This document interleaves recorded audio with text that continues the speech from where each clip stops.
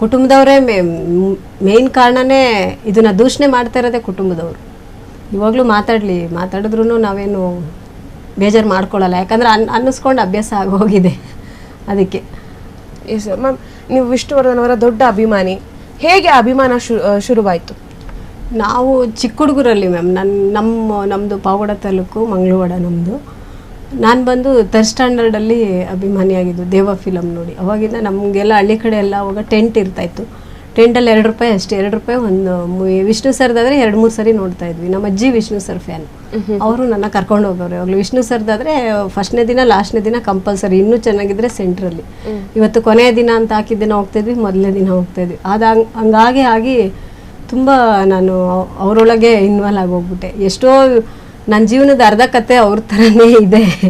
ಆ ಥರ ನಾವು ಅಳವಡಿಸ್ಕೊಂಡು ಬಂದವರು. ನಾವು ಅವ್ರು ಏನು ಹೇಳ್ತಾರೋ ಅದನ್ನೇ ನಾವು, ಅಂದರೆ ಅವ್ರು ಹೆಂಗೆ ಬದುಕಿದ್ರೋ ನಾವು ಆ ಥರನೇ ಬದುಕಬೇಕು, ಯಾರಿಗೂ ನೋವು ಮಾಡ್ದಂಗೆ ಮೋಸ ಮಾಡ್ದಂಗೆ ಅಂತ ಒಂದು ಮಾನವೀಯತೆಗೆ ಬೆಲೆ ಕೊಟ್ಕೊಂಡು ಬದುಕಿದವರು. ಹಂಗಾಗಿ ನನಗೆ ವಿಷ್ಣು ಸರ್ ಅಂದರೆ ಅವ್ರ ಆದರ್ಶಗಳು ಇಷ್ಟಪಟ್ಟು ನಾನು ಅಭಿಮಾನಿ. ಅಂದರೆ ವಿಷ್ಣು ಸರ್ ಅವರು, ವಿಷ್ಣುದಾದ ಅವರು ಯಾರಿಗೂ ನೋವು ಕೊಟ್ಟಿಲ್ಲ, ಬಟ್ ಅವ್ರಿಗೆ ನೋವು ಕೊಟ್ಟೋರೆ ತುಂಬ ಜನ ಇದ್ದಾರೆ. ಹೌದು ಮ್ಯಾಮ್, ಎಲ್ಲರೂ ಅಷ್ಟೇ. ಈಗ ನೋಡಿ ನಮ್ಮ ವೀರಕ್ಕ ಪುತ್ರ ಶ್ರೀನಿವಾಸ್ ಸರ್ ಅವರು ಯಾರಿಗೂ ಮೋಸ ಮಾಡಿಲ್ಲ, ವಿಷ್ಣು ಸರ್ ಮಾಡಿಲ್ಲ. ಆದರೂ ಅನ್ನಿಸ್ಕೊಳ್ಳೋದು, ನೋವು ಕೊಡೋದು ಎಲ್ಲರೂ ಅವ್ರಿಗೇನೆ. ಯಾಕೆ ಹೇಳಿ, ಒಳ್ಳೆ ಮರಕ್ಕೆ ಕೊಡಲಿ ಜಾಸ್ತಿ. ಅವ್ರ ಅಭಿಮಾನಿಗಳಿಗೂ ಅದು ಕಟ್ಟಿಟ್ಟಿರೋ ಬುತ್ತಿ. ಯಾಕೆಂದರೆ ವಿಷ್ಣು ಸರ್ ಅಭಿಮಾನಿಗಳು ಆಲ್ಮೋಸ್ಟು 90% ಎಲ್ಲರೂ ಇದು ಅನುಭವಿಸ್ತಿದ್ದಾರೆ. ನಾನು ನೋಡಿದಾಗ ಒಳ್ಳೆತನಕ್ಕೆ ಕಾಲ ಇಲ್ಲ ಅನ್ನೋದಂತೂ ನಿನ್ನೆ ಅಂತೂ ಇನ್ನೂ ಪ್ರೂವ್ ಆಗೋಯ್ತು. ಎಂತೆಂಥವ್ರಿಗೂ ಹೆಂಗೆಂಗೋ ಇದೆ ಮ್ಯಾಮ್, ಯಾರ್ಯಾರಿಗೂ. ಇವರು ಏನು ಮಾಡಿದ್ದಾರೆ ಹೇಳಿ ಪಾಪ, ಇಷ್ಟೊಂದು ಅನ್ಯಾಯನ ಇದ್ಮೇಲೂ ಇಲ್ಲ, ಇದ್ದಾಗಲೂ ಇಲ್ಲ, ಸತ್ತಾಗ್ಲೂ ಇಲ್ಲ ಅಂದರೆ ಇದು ಹೌದು, ತುಂಬ ಅನ್ಯಾಯ. ಈಗ ಸರ್ ಹೇಳ್ತಿದ್ರು ಅಲ್ಲೇ ನಾವು ಸ್ಮಾರಕವನ್ನ ನಿರ್ಮಾಣ ಮಾಡಲ್ಲ, ಈಗ ನಮ್ಗಲ್ಲಿ ಬಿಡ್ತಾನೂ ಇಲ್ಲ, ಈಗೆಲ್ಲ ಸರ್ಪಗಾವಲು ಹಾಕೊಂಡು ಕೂತಿದ್ದಾರೆ. ಈಗ ಬೇರೆ ಕಡೆ ಎಲ್ಲಾದ್ರೂ ಮಾಡಿದ್ರೆ ಯಾಕೆ ಅಂದರೆ ಮಾತು ಹೇಳ್ತಿರೋದು. ನಿನ್ನೆ ನಾವು ಹೋಗಿ ಕೂತಿದ್ದೆ ಅಷ್ಟೇ ಮ್ಯಾಮ್, ಎಲ್ಲರನ್ನೂ ಕರ್ಕೊಂಡೋದ್ರು, ಎಳ್ಕೊಂಡು ನಾಯಿಗಳ ಥರ ಎಳ್ಕೊಂಡೋಗಿ ವ್ಯಾನಲ್ಲಿ ತುಂಬಿಸ್ಕೊಂಡ್ರು. ಅದು ಯಾವ ಥರ ಫ್ರೀ ಪ್ಲಾಟ್ ಅಂದರೆ ಎಲ್ಲ ಒಟ್ಟಿಗೆ ಸುತ್ತುವರೆದ್ರು, ಪೊಲೀಸ್ ಎಲ್ಲ ಸುತ್ತುವರೆದು ಬಿಟ್ಟು ನಾವು ಕೇಳ್ತಾ ಇದ್ದೀವಿ, ಯಾಕೆ ಹಿಂಗೆ ಮಾಡಿದ್ರಿ, ನ್ಯಾಯ ಬೇಕು ಅಂತ ಕೇಳ್ತಾ ಇದ್ರೆ ಏನೋ ಅವ್ರ ಆಸ್ತಿ ತಿಂದಿರೋ ಥರ ಕರ್ಕೊಂಡೋಗಿ ತಳ್ಳಿ ಹಾಕಿ ನಮ್ಮ ಖಜಾಂಚಿ ಆನಂದ್ ಸರ್ಗು ಇಲ್ಲಿ ತೂತೆ ಆಗಿದೆ. ತಪ್ಪು ಮಾಡಿದ್ರೆ ಹೊಡಿಬೇಕು, ಶಿಕ್ಷೆ ಕೊಡಬೇಕು. ಕಳ್ತನ ಮಾಡಿಲ್ಲ, ದರೋಡೆ ಮಾಡಿಲ್ಲ, ಯಾರಿಗೂ ಮೋಸ ಮಾಡಿಲ್ಲ, ಯಾರಿಗೂ ಹೊಡೆದಿಲ್ಲ. ಕುತ್ಕೊಂಡು ತಪ್ಪು ಮಾಡಿರೋದನ್ನ ಯಾಕೆ ಅಂತ ಕೇಳಿದ್ರೆ ನಾಯಿಗಳ ಥರ ಹೇಳ್ಕೊಂಡು ಹೋಗ್ತಾರೆ. ಹಂಗಿರುವಾಗ ಏನು ಮಾಡೋದು? ಇವಾಗ ಸರ್ರೆ ಬಂದ್ರೂ ಸರ್ಗೂ ಅದೇ ಮಾಡ್ತಾರೆ. ಅವ್ರು ಇರೋದಕ್ಕೆ ನಾವು ಈಚೆ ಬಂದ್ವಿ ಅಂದ್ಕೋತೀನಿ, ಇಲ್ಲ ಅಂದಿದ್ರೆ ಬಿಡ್ತಾ ಇಲ್ಲ ಮ್ಯಾಮ್. ಆಲ್ರೆಡಿ 8 ಗಂಟೆ ತನಕನೂ FIR ಮಾಡಿದ್ರು ಅವರು. 8 ಗಂಟೆಗೂ ಕೂಡ FIR ಆಗಿದೆ ಅಂತಲೇ ಹೇಳಿದ್ದು. ಅವರು ಹೊರಗಡೆ ಇದ್ದು ಹೋರಾಡ್ಕೊಂಡು ನಮ್ಮನ್ನ ಕರ್ಕೊಬಂದಿದ್ದಾರೆ. 9 ಗಂಟೆ ನಮ್ಮನ್ನ ಈಚೆ ಬಿಟ್ಟಾಗ ಏನು ಮಾಡಿದ್ದಾರೆ ಅಂದರೆ ಎಷ್ಟು ಕುತಂತ್ರ ಇರಬೇಕು. ಇದು ನಿಮ್ಮ ಮನಸ್ಸಿಗೆ ಆತ್ಮಸಾಕ್ಷಿ ಮುಟ್ಕೊಂಡು ಅವರು ಆತ್ಮಸಾಕ್ಷಿನ ಕೇಳ್ಕೊಳ್ಳಿ, ಅವರು ಇದು ಮಾಡ್ತಾ ಇರೋದು ಸರಿನಾ ಅಂತ. ನಾವು ಕೆಟ್ಟ ಮಾತಾಡಿದ್ದೀವಿ, ಬೈದಿದ್ದೀವಿ, ಯಾಕೆಂದರೆ ನಮ್ಗೆ ಆಕ್ರೋಶ ಆ ಥರ ನಮ್ಗಷ್ಟು ನೋವಾಗ್ತಾ ಇತ್ತು. ಏನು ಮಾಡ್ಬೇಕಂತ ಇವಾಗಲೂ ಅದು ಅಲ್ಲಿ ನಾಯಿಗಳೆಲ್ಲ ಬಿದ್ದು ಉಳ್ಳಾಡೋದು ನೋಡಿದ್ರೆ ಅದು ತಟ್ಕೊಳಕ್ ಆಗಲ್ಲ. ಯಾಕೆಂದ್ರೆ ಒಂದು ಅಂದ್ರೆ ಅದೊಂದು ಪುಣ್ಯ ಭೂಮಿ, ಅಲ್ಲಿ ಒಂದು ದೇವಸ್ಥಾನ ಇತ್ತು, ಅಲ್ಲಿ ನಾಯಿಗಳೆಲ್ಲ ಇವಾಗ ಓಡಾಡ್ತಿದಾವೆ, ಅದೇ ಅಲ್ಲೆಲ್ಲ ಓಡಾಡ್ತಿದಾದ್ರೆ ಹೇಗೆ ಅನ್ಸುತ್ತೆ? ಅದೇ ತುಂಬಾ ಸಂಕಟ ಆಗಿದೆ ಮ್ಯಾಮ್. ಅಲ್ಲಿ ಹೊಡೆದು ನಮ್ಮನೇಲಿ ಕೂಡಾಕ್ಬಿಟ್ಟಿದ್ರು ಆಚೆ ಹೋಗ್ಬಾರ್ದು ಅಂತ. ನಾನು ಹಂಗೂ ಕತ್ಲಲ್ಲಿ ಕುತ್ಕೊಂಡು ವಿಡಿಯೋ ಮಾಡಿದ್ದೀನಿ. ಆಚೆ ಹೋಗ್ಬಿಡ್ತೀಯ ನೀನು, ಹೋಗ್ಬೇಡ, ಹಬ್ಬದ ದಿವಸ ನಿಂದು ಬರೀ ಇದೇ ಆಗೋಯ್ತು. ನಾವೆಲ್ಲ ಕುಟುಂಬಗಳನ್ನೇ ಎದುರಾಕೊಂಡು ಎಲ್ಲರನ್ನೂ ನಿಷ್ಠೂರ ಮಾಡಿಕೊಂಡು ವಿಷ್ಣು ಸರ್ಗೋಸ್ಕರ ಅಭಿಮಾನ ಇದನ್ನ ಮಾಡ್ತೀವಿ. ಕುಟುಂಬದವರು ಅಭಿಮಾನಿಗಳೆಲ್ಲ ಅಂತಾರೆ. ಅವ್ರ ತಾಳಕ್ಕೆ ಯಾರು ಕುಣಿತಾರೋ ಚಪ್ಪಾಳೆ ಹಾಕ್ತಾರೆ ನೋಡಿ. ಅವರು ತುಂಬ ಜನ ಇದ್ದಾರೆ ಮೇಡಮ್, ನಮ್ಮಲ್ಲೇ ಕಂತ್ರಿ ಆಟ ಆಡ್ಕೊಂಡು ಅಲ್ಲಿ ಇಲ್ಲಿ ಆಟ ಆಡ್ಕೊಂಡು ಇರೋರು ಇದ್ದಾರೆ. ಅಂಥವ್ರಿಗೆ ಒಳ್ಳೆ ಕಾಲ, ನಿಜವಾಗಿ ಇರೋದನ್ನ ಮಾತಾಡಿ ಒಳ್ಳೆ ಕೆಲಸಗಳು ಮಾಡ್ತಾ ಎಲ್ಲ ಮಾಡೋರಿಗೆ ನಿಷ್ಠೂರಗಳು. ಅವರೇ ಬೇರೆಯವರೆಲ್ಲ ಚೆನ್ನಾಗೇ ಇರ್ತಾರೆ ಅಷ್ಟೇ, ಒಳ್ಳೇದು ಮಾಡೋರಿಗೆ ಕೊಡ್ತಾನೆ ಇರ್ತಾರೆ ಪೆಟ್ಟುಗಳು.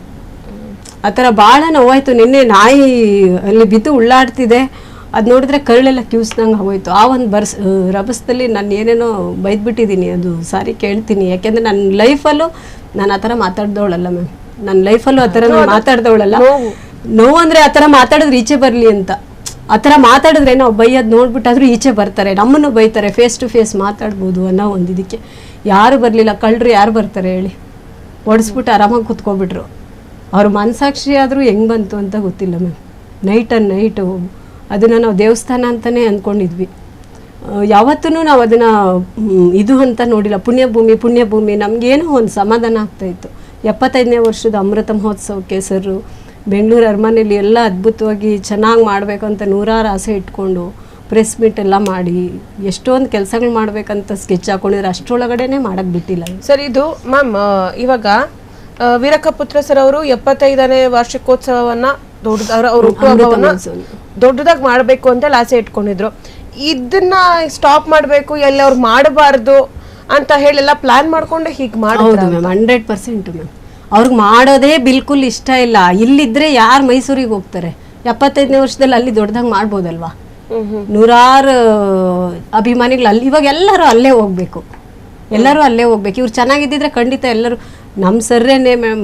ಇಲ್ಲಿಂದ ಎಷ್ಟು ಜನ ನೂರಾರು ಗಾಡಿಗಳು ಮಾಡಿಕೊಂಡು ಎಷ್ಟು ಕಿಲೋಮೀಟ್ರ್ಗಳು ಜಾಮ್ ಆಗಿ ಮೈಸೂರು ಸ್ಮಾರಕ ಉದ್ಘಾಟನೆ ಅತ್ಯದ್ಭುತವಾಗಿ ಮಾಡಿದ್ರು ಎಲ್ಲರೂ ಒಂದಾಗಿ. ಅದೇ ಥರ ನಮಗೂ ಸ್ವಲ್ಪ ಇದು ಸಪೋರ್ಟ್ ಮಾಡಿದರೆ ಅದೇ ಥರ ಎಲ್ಲರೂ ಇರ್ತಾ ಇದ್ವಲ್ವ. ಇವರು ಇಂಟೆನ್ಷನ್ ಇಷ್ಟೇ ಮ್ಯಾಮ್. ಇಲ್ಲೇದು ಹೊಡೆದು ಬಿಟ್ರೆ ಇದೇ ಅನಿರುದ್ಧ್ ಸರ್ ಹೇಳಿದ್ದಾರೆ. ನಾನು ವಾಯ್ಸ್ ರೆಕಾರ್ಡು ಡೈರೆಕ್ಟಾಗಿ ಕೇಳಿಸ್ಕೊಂಡಿದ್ದೀನಿ ಮ್ಯಾಮ್ 2 ವರ್ಷದಿಂದ. ಯಾರೋ ಒಬ್ಬ ಮೈಸೂರು ಅಭಿಮಾನಿ ವರದರಾಜಣ್ಣ ಅಂತ ಒಬ್ರು ಯಾರೋ ಅವರು ಅನಿರುದ್ಧಣ್ಣ ಇಲ್ಲಿ ಹೊಡೆದು ಬಿಟ್ಟಿದ್ದಾರೆ ಅಂತ ಹೇಳಿದ್ರೆ, ರಜಾ ಅಲ್ಲೇನು ಇಲ್ಲ, ರಜಾ ಕಂದ ಅಲ್ಲೇನು ಇಲ್ಲ, ಅಲ್ಲೇನಕ್ಕೆ ಹೋಗ್ತೀರ ರಜಾ, ಎಲ್ಲ ಮೈಸೂರಿಗೆ ಬಂದ್ಬಿಡಿ. ಈ ಥರ ಇದ್ದಾಗಲೇ ಹೇಳಿದವರು ಇವಾಗ ನನಗನ್ಸುತ್ತೆ ಅವ್ರಿಗೆಲ್ಲ ಖುಷಿನೇ ಆಗಿದೆ ಮ್ಯಾಮ್. ಒಪ್ಪನೆಗೆ ಹೇಳ್ತಾ ಇದ್ದೀವಿ ನಾವು, ನಿಜವಾಗಿ ಖುಷಿಯಾಗಿದೆ. ಅವರೇ ಹೇಳಿದ್ದಾರೆ ಹೊಡೆದಾಕಿ ನಾವು ಅಲ್ಲಿಗೆ ಬರಲ್ಲ ಅಂತ. ಇಲ್ಲಿದ್ರೆ ಯಾರು ಮೈಸೂರಿಗೆ ಹೋಗ್ತಾರೆ? ಯಾರು ಮೈಸೂರಿಗೆ ಹೋಗ್ತಾರೆ ಹೇಳಿ? ಹೌದು. ನಾನು ಕೇಳೋದು, ಸ್ವಂತ ಮಗ ಇದ್ದಿದ್ರೆ ಹಿಂಗೆ ಮಾಡಿರೋರ? ಸ್ವಂತ ಮಗ ಇದ್ದಿದ್ರೆ ಹಿಂಗೆ ಮಾಡಿರೋರ? ಯಾವುದೇ ಕಾರಣಕ್ಕೂ ಮಾಡ್ತಾ ಇರಲಿಲ್ಲ ಮ್ಯಾಮ್. ಸೊ ಅವರು ನಿಮ್ಮ ಜೊತೆಗೆ ನಿಂತಿದ್ರೆ ಇಷ್ಟೊತ್ತಿಗಾಗಲೇ ಏನು ಪುಣ್ಯಭೂಮಿಯ ವಿಷ್ಣುವರ್ಧನ ಪುಣ್ಯಭೂಮಿ ಏನು ವಿಷಯ ಖಂಡಿತ ಮ್ಯಾಮ್ ಇತ್ಯರ್ಥ ಆಗಿರೋದು. ಇವ್ರು ಸುಮ್ಮನೆ ಇದನ್ನು ಅಲ್ಲಿ ಮೈಸೂರಲ್ಲಿ ತೊಗೊಂಡಿದ್ದೀರಾ, ನೀವು ಮಾಡಿದ್ದೀರಾ, ಮಾಡ್ಕೊಳ್ಳಿ, ಅದಕ್ಕೆ ಯಾರೂ ಅಡ್ಡಿ ಮಾಡಿಲ್ಲ, ಎಲ್ಲ ಸಪೋರ್ಟ್ ಮಾಡಿದ್ರು. ಇಲ್ಲಿದ್ದನ್ನ ಹೊಡಿಬೇಡಿ, ನಾವು ಬರಲ್ಲ, ಹೊಡ್ಕೊಳ್ಳಿ ಅಂತ ಹೇಳಿದ್ರೆ ಏನು ಮಾಡ್ತಾರೆ? ಎಲ್ಲರೂ ಒಪ್ಪಿಗೆ ಮೇರೆಗೇನೆ ಆಯಿತು. ಬಾಲಣ್ಣನ ಮನೆಯವ್ರು ಕಾಟ ಕೊಟ್ಟರು, ನೀವು ಬರಲ್ಲ, ನೀವು ಬರಬೇಡಿ, ಅಭಿಮಾನಿಗಳಿಗೆ ಇದೆಯಲ್ಲ ಅದೇ ಆಸ್ತಿ ಅಲ್ಲ. ಹೌದು. ನಾವೆಲ್ಲನೂ ಎಲ್ಲ ತ್ಯಾಗ ಮಾಡಿ ಎಲ್ಲನೂ ತ್ಯಾಗ ಮಾಡಿದ್ದೀವಿ ಮ್ಯಾಮ್. ಅದು ಎಲ್ಲ ಹೇಳೋಕ್ಕಾಗಲ್ಲ. ನಾವು ಬಿಡಿಸಿ ಆ ಥರ ಇದ್ದೀವಿ ಅಂದಾಗ ಅಭಿಮಾನಿಗಳು ಅಷ್ಟೊಂದು ಜನ ಅಭಿಮಾನಿಗಳು ಹೋಗ್ತಾರೆ ಬಿಡಿ. ನೀವು ಬಂದಿಲ್ಲ ಅಂದರೆ ನೀವು ಮೈಸೂರಲ್ಲೇ ಮಾಡ್ಕೊಳ್ಳಿ, ಯಾಕೆ ಇಲ್ಲಿರೋದಕ್ಕೆ ಅನ್ಯಾಯ ಮಾಡಿದ್ರಿ? ಈ ವಿಷಯ ಇದರಲ್ಲಿ ಮಾತ್ರ ಕುಟುಂಬದವ್ರ ಮೇಲೆ ಎಲ್ಲರಿಗೂ ಬೇಸರ ಇದೆ ಮ್ಯಾಮ್. ಇದಕ್ಕೆ ಮೂಲ ಕಾರಣನೇ ಅವರು. ಸರ್ಕಾರ ಉದಾಸೀನತೆ, ಮತ್ತು ಎಲ್ಲ ನಟರುಗಳು ಕೂಡ ಅವ್ರ ಹೆಸರು ಹೇಳ್ಕೊಂಡು ಬೆಳೆದ್ರು, ಯಾರು ಕೂಡ ಬಂದು ನಿಲ್ಲಿಲ್ಲ. ಸುದೀಪ್ ಸರ್ ಮಾತ್ರ ಧ್ವನಿ ಎತ್ತಿದ್ರು. ಎಲ್ಲರೂ ಏಕವ್ರೇನು ಕನ್ನಡ ಚಿತ್ರರಂಗಕ್ಕೇನು ಕೊಡುಗೆ ಕೊಟ್ಟೇ ಇಲ್ವಾ ಮ್ಯಾಮ್? ಇವತ್ತು 2-3 ಫಿಲಮ್ ಮಾಡಿದವ್ರು ಹಿಡಿಯಕ್ಕಾಗಲ್ಲ. ವಿಷ್ಣುವರ್ಧನ್ ಅವ್ರ ಬಗ್ಗೆ ಹೇಳಕ್ಕೆ ಆಗಲ್ಲ. ಅವರು ಮತ್ತೆ ಶಂಕರ್ ನಾಯಕ್ ಸರ್, ಅಂಬರೀಶ್ ಅವರು, ರಾಜ್ಕುಮಾರ್ ಅವರು 4 ಜನ ಬಂದು ಒಂದು ಪಿಲ್ಲರ್ಗಳು ಇದ್ದಂಗೆ. ಹೌದು ಆಯ್ತಾ? ಅಂಥದ್ರಲ್ಲಿ ಇವ್ರಿಗೆ ಯಾಕೆ ಇಷ್ಟೊಂದು ನೋವು? ಯಾರಿಗೂ ಈ ಥರ ನೋವಿಲ್ಲ ಮ್ಯಾಮ್. ಅಂಬರೀಶ್ ಸರ್ ಚೆನ್ನಾಗಿ ಮಲ್ಕೊಂಡಿದ್ದಾರೆ, ರಾಜ್ಕುಮಾರ್ ಸರ್ ಚೆನ್ನಾಗಿ ಮಲ್ಕೊಂಡಿದ್ದಾರೆ, ಅವರೆಲ್ಲ ನೆಮ್ಮದಿಯಾಗಿ ನಿದ್ದೆ ಮಾಡ್ತಿದ್ದಾರೆ. ಬದುಕಿದಾಗ್ಲೂ ಬೆಂಕಿ ಇದಕ್ಕೂ ಇಡ್ತಾ ಇದ್ದಾರೆ. ಅಲ್ಲ, ಈಗ ಕಂಠೀರವ ಸ್ಟುಡಿಯೋದಲ್ಲಿ ಅಷ್ಟು ದೊಡ್ಡ ಜಾಗ, ಕಂಠೀರವ ಸ್ಟುಡಿಯೋ, ಅಲ್ಲೊಂದು 10 ಗುಂಟೆ ಜಾಗ ಕೊಡಕ್ ಆಗ್ತಿರ್ಲಿಲ್ವಾ ಸರ್ಕಾರಕ್ಕೆ ಅಂತ? ಅಲ್ಲಿ ಯಾಕೆಂದ್ರೆ ಕೇಳಿದ್ರು ಮ್ಯಾಮ್, ಅಲ್ಲಿಗೆ ಹೋಗೋದು ಮೈಸೂರಿಗೆ ಬರೋದು 2 ಒಂದೇ ಆಗಿತ್ತು. ನಮ್ಮ ಉದ್ದೇಶ ಅದಾಗಿರ್ಲಿಲ್ಲ. ಎಲ್ಲಿ ಅಂತ್ಯ ಸಂಸ್ಕಾರ ಆಗಿದೆಯೋ ಅದೇ ಬೇಕು ಅನ್ನೋ ಉದ್ದೇಶ ಇತ್ತು. ಕ್ಷಣದ ಸುದ್ದಿಗಳಿಗಾಗಿ ಫ್ರೀಡಂ ಟಿವಿ ಸಬ್ಸ್ಕ್ರೈಬ್ ಮಾಡಿ, ಲೈಕ್ ಮಾಡಿ ಹಾಗೂ ಫಾಲೋ ಮಾಡಿ. ಹೊಸ ಸುದ್ದಿಗಳ ನೋಟಿಫಿಕೇಶನ್ಗಾಗಿ ಬೆಲ್ ಐಕಾನ್ ಮೇಲೆ ಕ್ಲಿಕ್ ಮಾಡಿ.